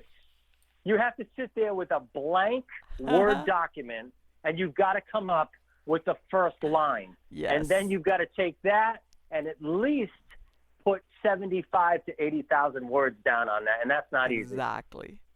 And so that's what I'm saying.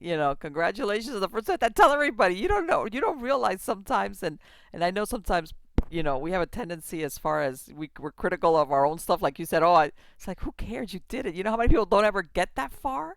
So that in and of itself, believe me. So hopefully then, Awesome. 2019, you've got your plans. You're ready to go. Yeah, I'm ready. I'm ready to go. I'm going to enjoy a couple of months for the rest of this year and really take it in and plant a new direction and a whole new, plant a whole new garden in 2019 of a couple little things that I Sure. want to do and accomplish. But anyway, yes, I will definitely come on to your show again, Thank you and so much. can we can go and talk about anything we want, and hopefully by then I'll have more news on the new novel and maybe what's happening in as far as in the supernatural paranormal world, as far as works and little things like that. So we'll see. Perfect. Okay. Thank you so much and take care, Joe. All right. Have a good night. Take care. We'll You see y'all. too. Bye bye. Have a good week and happy Labor Day. Bye bye. You too. Bye bye. So, guys, wasn't that a great interview with Joe?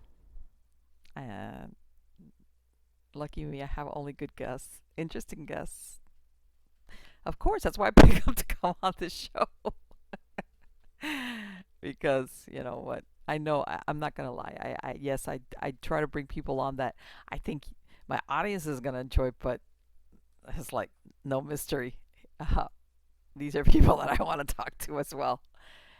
And in some cases, some of them already know. I know them, or I've know them, or I've talked to them before the show. But still, um, people evolve, people change. You know, especially in this field. And it's really funny because there's some paranormal investigators which I've known personally uh, for years, and then there's others that I've met because of the show, and I've known of them, but I've never had the opportunity to meet them. And then others I've met because I came across their work. And uh, one thing that I've found that's in common with anybody that's done this work for a bit, and it's exactly what he described, which is you get to the point that you space out your investigations. You either take a like a vacation, for lack of a better word. You like shut down and don't take any more cases, not even consulting. By this I mean you shut down totally. Or you take a back seat to the investigation, let somebody else. Because I think, and I've spoken of this before, when you do this long enough and you really understand it, and the reality of it, how's that? You realize I need that boundary between me as a live person with an ordinary life, and then, how they say the walk on the wild side? Well, we'll talk walk on the supernatural side, which is where, okay, I've got to go in there. I don't want to say suspend my disbelief, but up to a certain point, you have to go in there with an open mind. And if you let that mentality or that mindset bleed over into your real life, it can cause a big problem. And then, of course, I've spoken about it. Sometimes you come across some type of um, an investigation which is dark, or sometimes you run across these cases, and that not everything gets resolved. And I think a lot of times when we see these reality shows, or movies, people think of things being resolved. Even some of these darker things where there's exorcisms or whatever it is cast out. They bless the house, whoosh, everything is good. That's not always the way it works out in this time. You know, there are some cases which sometimes they're not dark. They do have a haunting, and they're not, and the family or the person steps away, and sometimes they come back up on your radar. The ones that worry you the most are the ones that that there's something malevolent in the house that's affecting the people, and what's the dynamics between them. And sometimes you even fear, this is not the place. This is, you guys are carrying something with you. And sometimes even that starts working. If they move into the wrong house, they kind of get it from both sides. Something that they carry with them, that walks with them, and then something that's there. And you really want to help these people, but sometimes people, believe it or not, they don't want the help, or they walk away from it. It's almost like, what we were talking about, what he described in the Sally house, where whatever is there manipulates reality, so that depending on who it is that's there, sees something that maybe brings down their guard or allows them to engage it. And then, like he said, it rears its ugly head. All right. And you find that phenomenon a lot, especially in any cases that have some type of dark aspect to them.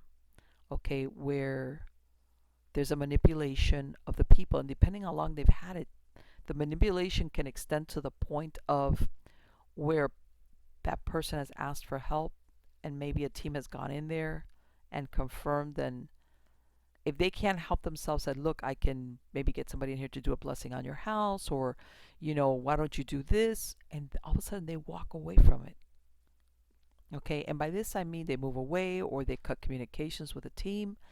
And I guess what happens is that there is no resolution. Sometimes you never find out, and the best you can do is hope that things turn out well for the family or for the person.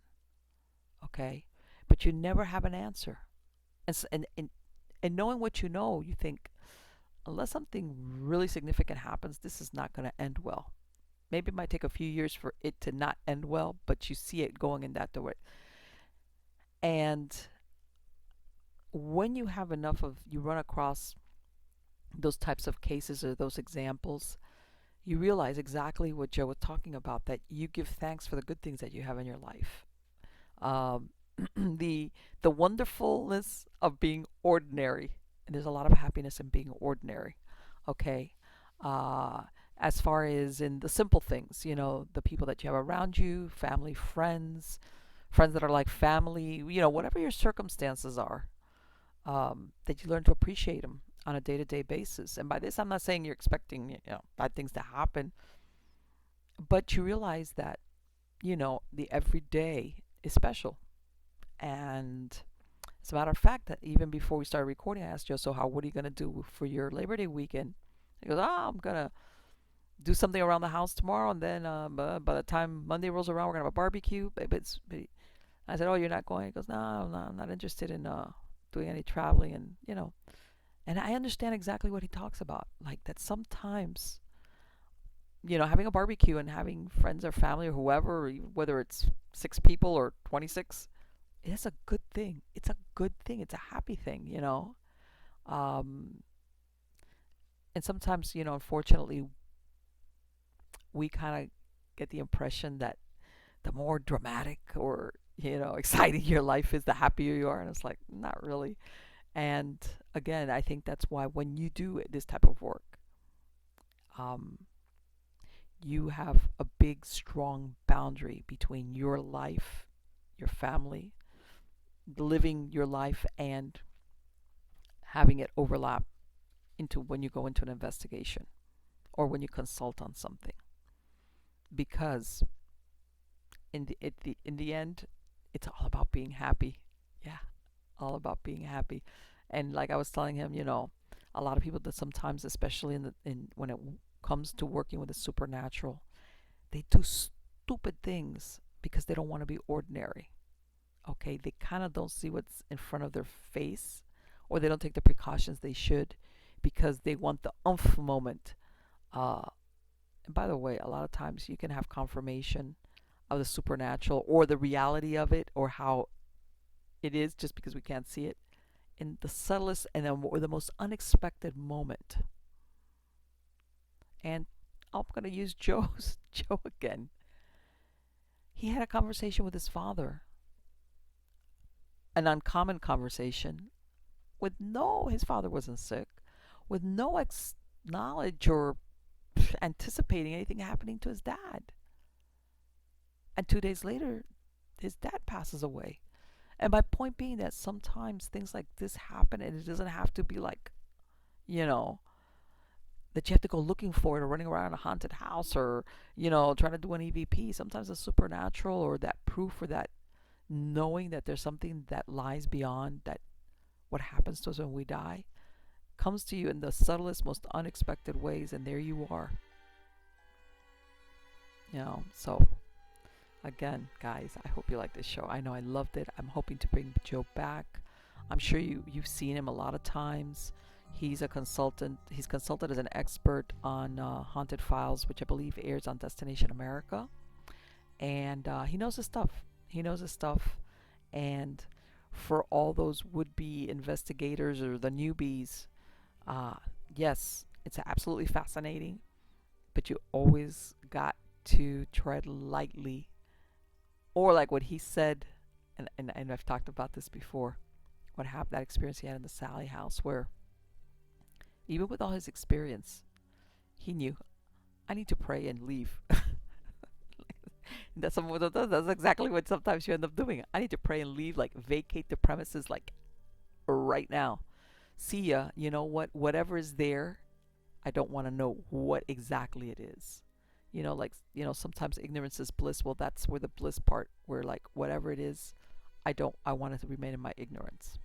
So guys, don't forget, go ahead, subscribe to the channel, whether you're viewing it on YouTube or you're catching me in podcast version on any of the podcast platforms, so that way you get notified of when a new show comes out. Also, my true believers, send me your stories at Marlene at MiamiGhostChronicles.com, Facebook, Twitter, Instagram. There I post all the new shows when they come out. As far as links, I also give a heads up. Also, what's going to be the new show, when it airs, and who's the guest. And Again, guys, I want to thank you so very much for being part of my audience and spending this time with me. It has been absolutely wonderful. And of course, you know that you are as well. Take care.